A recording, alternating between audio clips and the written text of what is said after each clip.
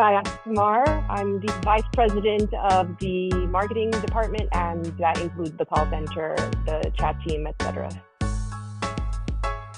It integrated with LeadPerfection. And when we were working with LeadPerfection, they offered a very basic text message out email campaign, but we needed something more advanced. They recommended Hatch. So we were looking at Hatch versus high level versus a couple other competitors. We ended up on Hatch. The main features we were looking for was automated texting, automated emails, voice drops. So making sure that we could set up cadences was important.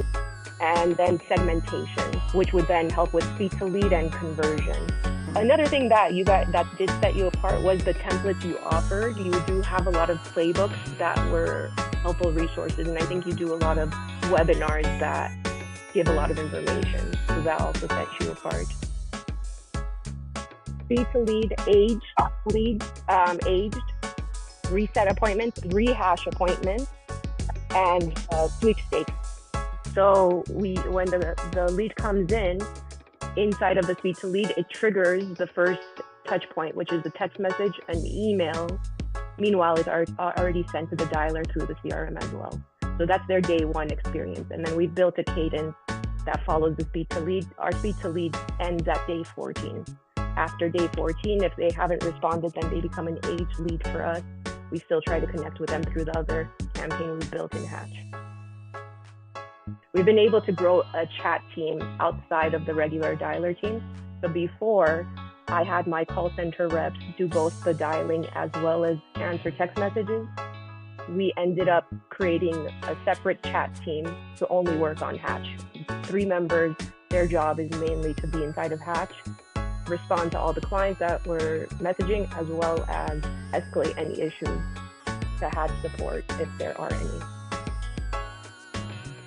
The biggest metric that's increased is the chat team metric. So we started with a team that wasn't necessary, it wasn't in existence before, it was just part of the overall group numbers. Now we've built specific KPIs for that team. So we started off with like 1 demo a week. We were excited about that. Then that moved up to 5, that moved up to 10. And the current goal is now, it's 20 demos for that team. There are 2 people with 1 manager. So having a team built, because we're able to do so much with Hatch, I think that's our biggest success story. I like the support. So the support team is very strong. The account reps I've worked with are pretty nice and responsive and open communication. Any challenge I've given, it's kind of been worked together. So it's not like, good luck, you deal with it yourself. It's like, how can we solve it together? I would say the strategy of implementing a cadence for follow-up is what's going to get you that ROI. And the tool we're using is Hatch. So we're feeling like that's the best tool for us to increase the ROI. But the main thing is the strategy, the content you're using, and how frequently you're messaging.